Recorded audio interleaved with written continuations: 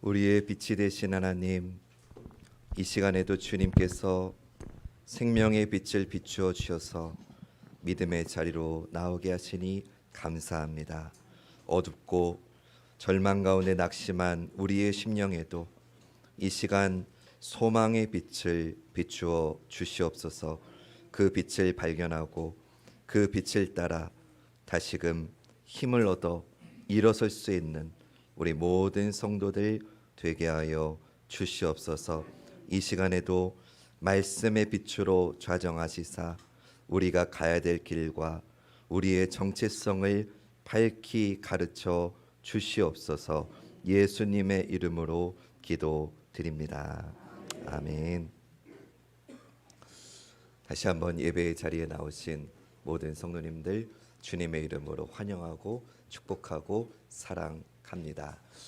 오늘 우리 할렐루야 찬양대의 찬양이 정말 힘있고 너무 은혜가 됐습니다. 우리 하나님께 영광의 박수, 우리 찬양대들에게 격려와 감사의 박수 올리겠습니다.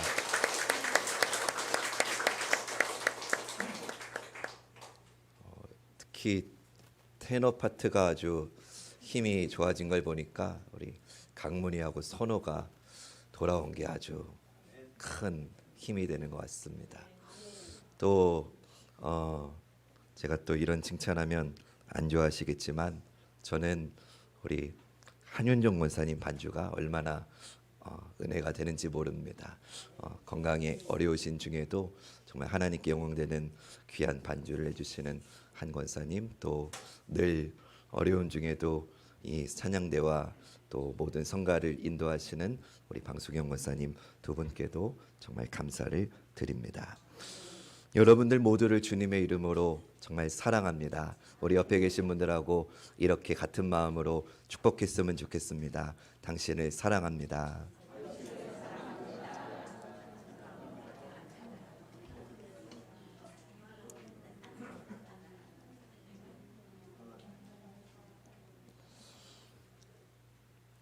오늘은 정체성에 대한 이야기를 좀 하려고 합니다. 정체성이란 어떤 존재가 본질적으로 가지고 있는 특성이다라고 사전은 정의합니다. 이걸 좀 쉽게 말하면 정체성이란 나는 누구인가에 대한 답입니다. 나는 누구인가에 대한 답이 확실해야 그 정체성대로 살아갈 수가 있습니다. 그렇다면 오늘 설교 제목인 그리스도인의 정체성이란 그리스도인으로서 나는 누구인가, 이것에 대한 답이겠지요. 그리고 마찬가지로 우리가 그리스도인으로서 내가 누구인지를 분명히 알아야 그리스도인이라고 하는 정체성에 걸맞게 살아갈 수 있습니다. 오늘 주시는 말씀을 통해서 우리 모두가 그리스도인으로서 우리의 정체성을 바로 알고 찾아가는 복된 시간이 되시기를 바랍니다. 하나님께서는 애굽으로 내려가기를 두려워하는 야곱에게 나타나셔서 위로와 격려의 말씀으로 그에게 힘을 북돋워 주십니다. 창세기 46장 3절과 4절 말씀 보면 하나님이 이르시되 나는 하나님이라 내 아버지의 하나님이니 애굽으로 내려가기를 두려워하지 말라. 내가 거기서 너로 큰 민족을 이루게 하리라. 내가 너와 함께 애굽으로 내려가겠고 반드시 너를 인도하여 다시 올라올 것이며 요셉이 그의 손으로 내 눈을 감기리라 하셨더라. 하나님의 말씀은 이렇게 분명하고 확실했습니다. 그러나 문제가 있다면 애굽이라고 하는 거대한 문화 가운데서 이제 야곱의 가족들이 신앙 공동체라고 하는 정체성을 유지하며 살아가기 위한 구체적인 방법이 문제입니다. 하나님의 약속은 확실하지만 하나님께서 우리가 선택하는 모든 순간 하나하나에 구체적으로 이렇게 해라 저렇게 해라 이렇게 알려주지는 않으시기 때문입니다. 예를 들어 볼까요? 우리는 하나님의 자녀로서 대한민국이라고 하는 국가와 사회 속에서 그리스도인의 정체성을 지키기 위해서 어떤 선택을 해야 될지, 어떻게 살아야 될지 하나님께서 구체적으로 일일이 지시해 주시지는 않는다는 거죠. 예를 들면 대통령은 누구를 뽑아야 되는지, 또 이럴 때의 집은 사야 되는 건지 말아야 되는 건지, 또 자녀들은 어떤 기준으로 교육을 시켜야 되는 건지 우리는 난감할 때가 많잖아요. 또 자녀들의 입장에서 좀 더 생각해 볼까요? 우리 자녀들, 청년들, 학생들은 좀 공감할 것 같아요. 공부가 전부인지, 대학은 꼭 가야 되는 건지, 결혼은 누구랑 해야 되는 건지, 아니 결혼이라는 것을 꼭 해야 되는 건지, 이런 수없이 많은 선택지 앞에서 우리는 어떻게 하는 것이 그리스도인의 정체성을 지키는 것인지 쉽게 알 수 없다는 거예요. 야곱의 가족도 마찬가지였습니다. 야곱의 가족은 유목민으로서 또 하나님의 선택을 받은 언약 백성이라고 하는 신앙의 정체성을 가지고 그동안 살아왔거든요. 하지만 지금은 전혀 다른 상황이 됐어요. 애굽으로 이주한 야곱의 가족들은 애굽의 그 화려한 문명 속에서 또 다양한 신들을 섬기는 그 우상의 문화 속에서 이제 하나님 한 분만을 섬기는 그 신앙의 정체성을 유지하면서 살아가야 했던 거예요. 어떻게 해야 될지는 하나님이 일일이 가르쳐 주지는 않으셨어요. 사실 이 문제는 오늘 우리의 문제이기도 합니다. 코로나 이후로 믿음의 뿌리가 없던 이들이 얼마나 교회를 썰물처럼 빠져나갔습니까? 교회는 한없이 무너졌잖아요. 청년들에게, 우리 자녀들에게 교회는 점점 매력이 없어지고 있는 것 같아요. 청년들에게, 자녀들에게 신앙보다는 세상이 더 커 보이고 믿음의 힘보다는 세상의 힘이 더 위대해 보이는 현실이 된 것 같습니다. 이런 상황에서 우리는 그리스도인이라고 하는 정체성을 어떻게 유지하며 살 수 있을까요? 정말 쉽지 않은 문제입니다. 하지만 하나님은 오늘 본문을 통해서 우리에게 답을 주십니다. 우리는 본문을 통해서 야곱의 가족들이 어떻게 애굽에 정착했는지 그 과정을 살펴볼 거예요. 그것을 통해서 어떻게 우리가 그리스도인이라고 하는 정체성을 유지하며 살아갈 수 있을지 오늘 좀 살펴보도록 하겠습니다. 바라기는 영적 위기를 살고 있는 우리 모두에게 주님께서 이 시간을 통해 은혜 주시기를 간절히 소망합니다. 야곱이 그 가족들을 요셉의 계획에 따라서 애굽의 수도가 아닌 고센 땅으로 도착하게 합니다. 창세기 46장 28절 말씀 보면 야곱이 유다를 요셉에게 미리 보내어 자기를 고센으로 인도하게 하고 다 고센 땅에 이르니, 야곱이 유다를 요셉에게 미리 보내어서 가족의 도착 소식을 알립니다.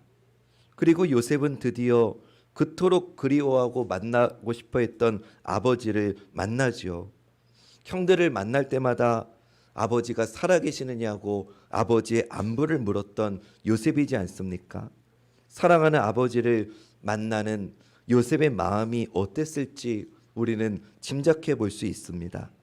아버지를 만나자 목을 어긋 맞춘 뒤에 이제는 힘없는 노년이 돼버린 아버지를 안고 하염없이 눈물을 흘립니다.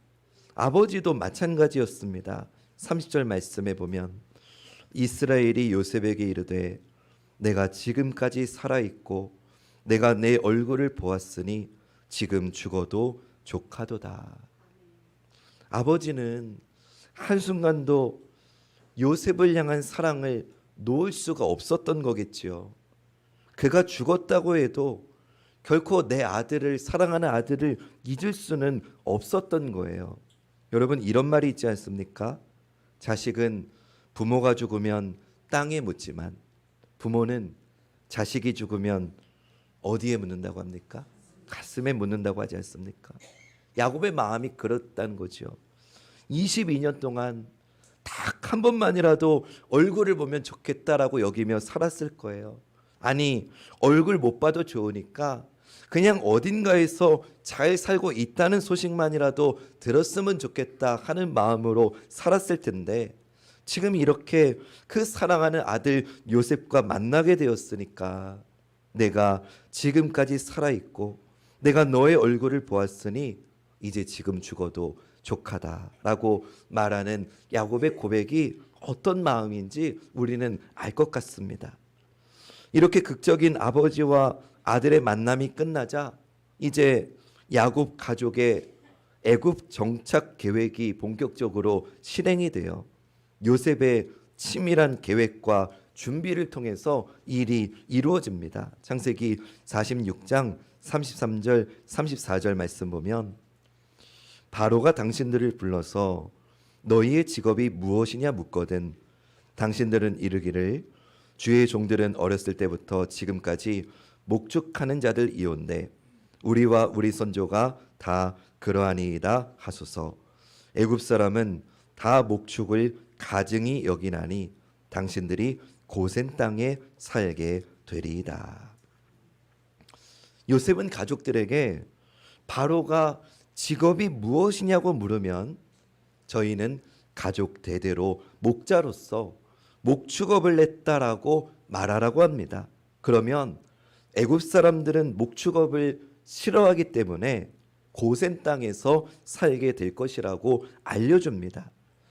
요셉이 왜 이렇게 시켰을까요? 만약에 그러지 않았다면 바로는 요셉이 지금 필요하기 때문에 요셉의 가족들을 자기가 있는 애굽의 수도에 살도록 대우하게 했을 것이 분명하기 때문이죠. 지금 이 기근의 위기를 요셉이 아니면은 헤쳐나갈 수가 없기 때문에 바로는 당연히 요셉의 가족들을 애굽의 수도로 모셨을 게 분명하기 때문이죠. 요셉이 이것을 알고 있었기 때문에 치밀한 계획을 세운 거예요. 오늘 본문 5절과 6절 말씀에 보면 바로가 요셉에게 말하여 이르되 내 아버지와 형들이 내게 왔은즉 애굽 땅이 내 앞에 있으니 땅의 좋은 곳에 내 아버지와 내 형들이 거주하게 하되 그들이 고센 땅에 거주하고 그들 중에 능력 있는 자가 있거든 그들로 내 가축을 관리하게 하라. 이렇게 했어요. 결국은 바로에게서 고센 땅에 살도록 허락을 받았다는 거예요. 뿐만 아니라 바로의 가축을 돌보는 파격적인 대우도 받게 됩니다. 근데 여기서 우리는 이런 생각을 좀 해봐야 됩니다. 왜 요셉은 이런 계획을 세운 것일까? 만약에 여러분이 요셉이었다면 여러분들의 가족들을 애굽의 어디에 살게 하시겠습니까? 그동안 시골에 살아서 고생했던 가족들에게 이번 기회에 애굽의 최고급 호텔에 살게 해주면서 매 끼니마다 스페셜 요리를 대접하고 수많은 하인들을 두고 떵떵거리면서 살 수 있는 절호의 기회 아닙니까? 그동안 아버지를 호강시켜드리지 못했는데 이번 기회에 그동안 해드리지 못했던 그 모든 효도를 제대로 할 수 있는 기회가 아닙니까? 또 요셉에게 있어서 자기의 조카들에게, 그러니까 삼촌으로서 자기 조카들에게 당대 최강대국의 최고급의 교육을 시켜주면서 그 조카들의 금수저 미래를 보장해 줄 수 있는 그런 기회 아닙니까?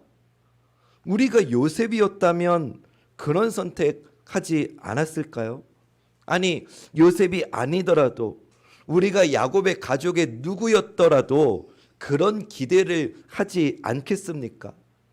우리 생각에는 이번 일이 야곱의 가족에 있어서 그들의 가문의 인생을 완전히 역전시킬 수 있는 절호의 기회이지 않습니까?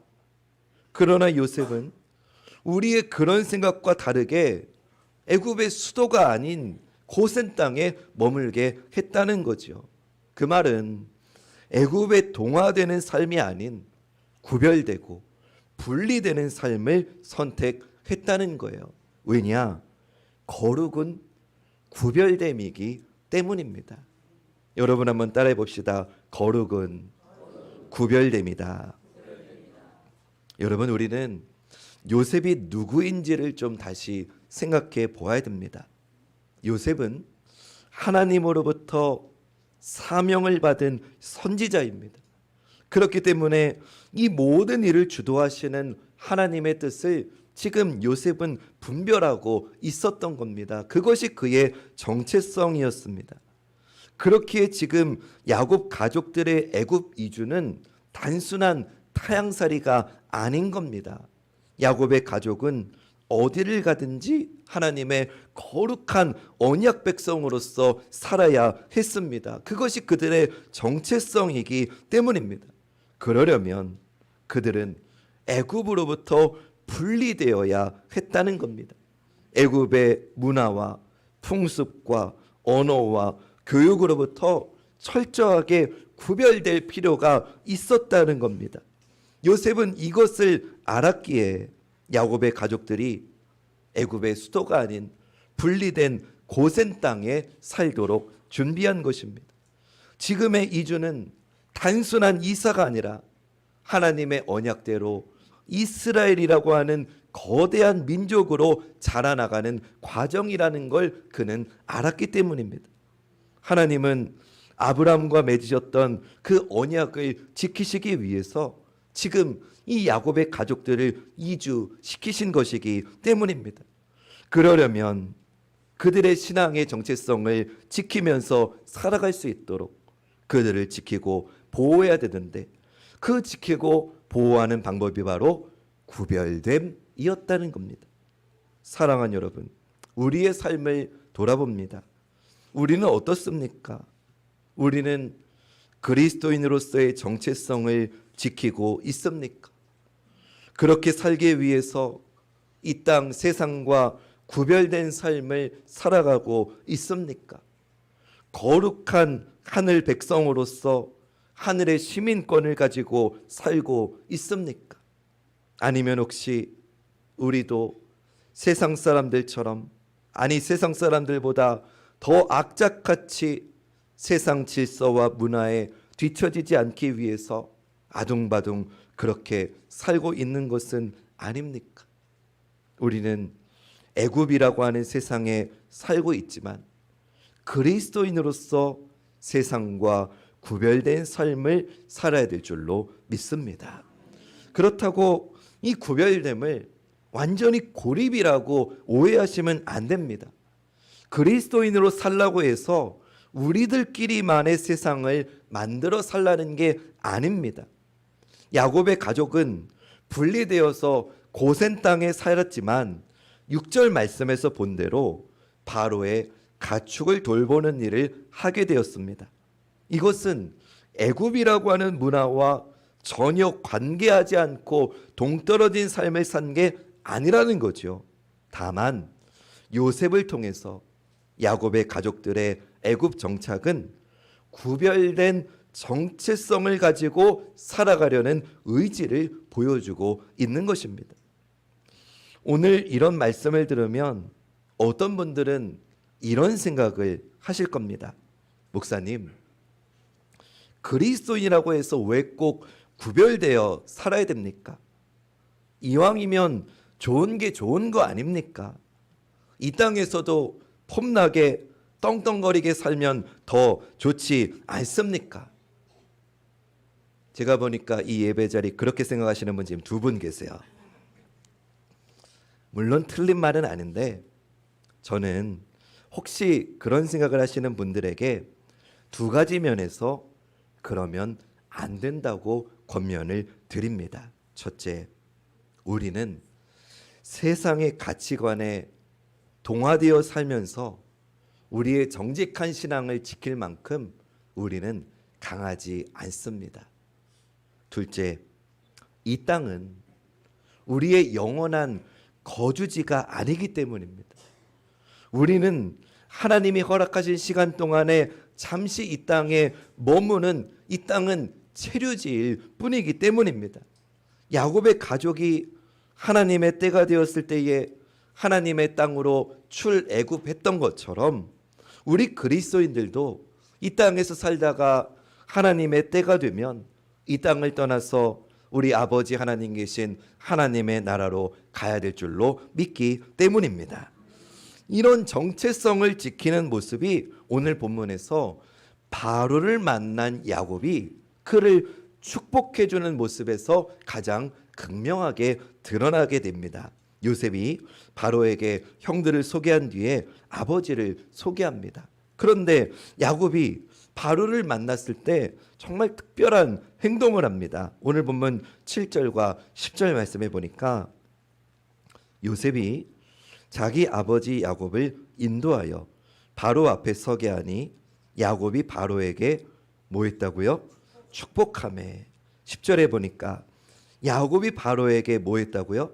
축복하고 그 앞에서 나오니라 라고 말씀해요. 야곱이 바로를 축복해 줬다는 거예요. 그것도 한 번 그런 게 아니라 두 번이나 축복했어요. 여러분, 사실 야곱의 이런 행동은 상상도 할 수 없는, 있을 수도 없는 무례한 짓이었어요. 여러분 한번 생각해 보세요. 제가 전에 말씀드렸잖아요. 이 당시에 바로는 인간이 아니에요. 살아있는 신이었다고요. 근데 지금 인간이 신을 축복하고 있는 거예요. 신이 아니라고 해도 바로가 누구예요? 당대 최강대국의 왕이에요. 반면에 야곱은 어떤 존재입니까? 고작해야 변방의 양치는 노인네에 불과한 거예요.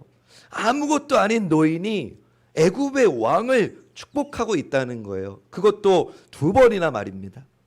한 번이라면 그냥 세상 물정 모르는 노인네가 죽은 줄 알았던 자기 아들을 지켜주고 총리까지 시켜준 은혜에 감사해가지고 그랬다고 칠 수 있어요. 하지만 두 번이나 그랬다는 것은 야곱의 지금 이 축복이 그냥 단순히 고마움의 표현이 아니라는 것을 우리는 알 수 있죠. 그러면 야곱은 어떤 자신감으로 바로를 축복한 것일까요? 창세기 12장 3절 말씀을 보면 하나님께서 아브라함을 부르시면서 주신 약속의 말씀이 나와요. 너를 축복하는 자에게는 내가 복을 내리고 너를 저주하는 자에게는 내가 저주하리니 땅의 모든 족속이 너로 말미암아 복을 얻을 것이라 하신지라. 아멘. 야곱은 지금 바로 이 언약의 말씀에 근거한 축복을 바로에게 하고 있던 거예요. 물론 바로가 보기에는 야곱의 축복은 아무것도 아니었을 거예요. 바로는 야곱하고 비교할 수 없는 권력과 재산과 능력을 가지고 있었기 때문이죠. 다만 바로보다 야곱이 나은 게 하나 있다면 나이가 많았다는 것뿐이었을 거예요. 그래서 바로가 야곱에게 내 나이가 얼마냐라고 묻지요. 그 질문에 야곱이 자기의 삶을 고백합니다. 자기의 정체성을 고백합니다. 그 말씀이 9절에 나오는데 우리 9절 말씀은 한 목소리로 읽어보겠습니다. 시작.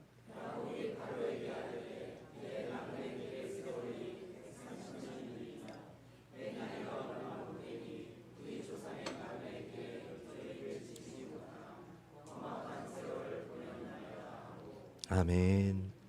바로의 질문에 야곱의 대답은 짧습니다. 그러나 이 짧은 대답에는 지난 세월 동안 정말 파란만장했던 야곱의 삶이 담겨져 있습니다. 그렇지 않습니까? 야곱의 삶은 정말 쉽지 않은 인생을 살았어요. 그런데도 야곱이 지금 바로를 축복하고 있다는 겁니다. 한 시골에 고생 많이 한 노인이 세상에 누구도 부러울 것 없는 왕을 축복하고 있다는 겁니다. 여러분, 어떻게 그럴 수 있습니까? 하나님의 언약 백성의 삶은 지금 이 땅에서의 삶의 모습으로 평가되지 않기 때문입니다. 여러분, 오늘 말씀은 우리의 정체성을 너무나 분명히 알려주십니다. 권력과 힘과 재산으로 세상을 지배하는 그런 것들로 우리의 삶이 평가되는 게 결코 아니라는 거예요. 그런 것들은 잠시 있다가 사라지는 것들입니다. 우리 그리스도인은 하나님이 함께 하시기에 진정한 축복을 받은 자인 줄로 믿습니다. 이 장면은 우리가 세상을 향해 복을 전하는 자이고 복을 전하라고 축복해 주라고 부름받은 존재라는 걸 분명하게 가르쳐 줍니다. 세상은 착각하는 게 있어요. 우리가 세상 앞에 엎드리면 마치 자기네들이 가진 돈과 힘과 권력으로 세상이 우리를 축복해 줄 수 있는 것처럼 그렇게 착각하고 있는데, 여러분, 그건 착각이에요. 우리가 그런 세상의 권력 앞에 고개 숙이고 무릎 꿇는 순간 우리의 그리스도인이라고 하는 정체성은 다 무너져 버립니다. 그러나 바로가 야곱을 축복한 게 아니잖아요. 오히려 야곱의 축복을 받았다는 것을 우리는 기억할 필요가 있습니다. 사랑하는 여러분, 우리는 누구입니까? 우리는 하나님의 약속 안에서 세상에서, 아니 온 우주보다 크신 예수 그리스도라고 하는 보배를 소유한 성도인 줄로 믿습니다. 절망의 시대를 살아가고 있는 사람들은 저마다 소망을 찾기 위해서 부단히 노력합니다. 그래서 돈을 많이 벌면 소망이 생길 줄 압니다. 집을 사면, 차를 사면, 좋은 대학을 가면, 연봉이 높아지면 소망이 생길 줄 압니다. 그러나 그들이 찾는 소망은 다 신기루와 같습니다. 눈에 보이는 소망은 참된 소망이 될 수 없습니다. 그러면 어디에 진정한 소망, 어디에 참된 행복이 있습니까? 진정한 행복, 진정한 축복을 누가 누릴 수 있습니까? 바로 그리스도인인 우리가 그 주인공인 줄로 믿습니다. 사도 바울은 이것을 고린도후서 6장 8절부터 10절에서 이렇게 고백했습니다. 우리는 속이는 자 같으나 참되고 무명한 자 같으나 유명한 자요, 죽은 자 같으나 보라 우리가 살아있고 징계를 받는 자 같으나 죽임을 당하지 아니하고 근심하는 자 같으나 항상 기뻐하고 가난한 자 같으나 많은 사람을 부유하게 하고 아무것도 없는 자 같으나 모든 것을 가진 자로다. 할렐루야. 이것이 우리의 정체성이에요. 그렇기에 우리는 이 땅에서 당당하게 살아갈 수 있는 겁니다. 분리되고 고립되는 게 아니라 우리에게 주신 자유와 이 기쁨을 전파하는 자로서 그렇게 부름을 받을 사명자임을 우리는 잊지 말아야 된다는 거예요. 여러분, 참된 복은 하나님께로부터 온다는 것, 우리는 그 복을 전달하는 사명을 받은 자라는 걸 다시 한번 기억하는 이 시간 되시기를 주님의 이름으로 축원합니다. 그런 마음으로 우리 9절 말씀을 다시 한번 함께 읽어봅시다. 시작.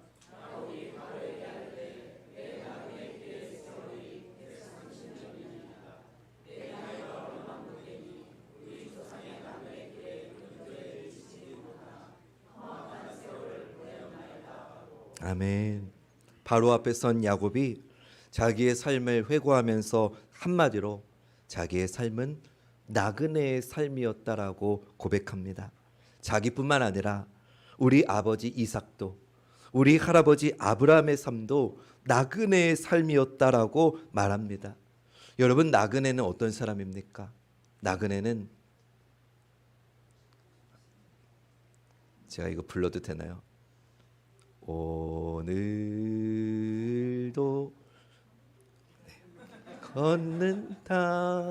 걷는다마는 뭐가 없어요?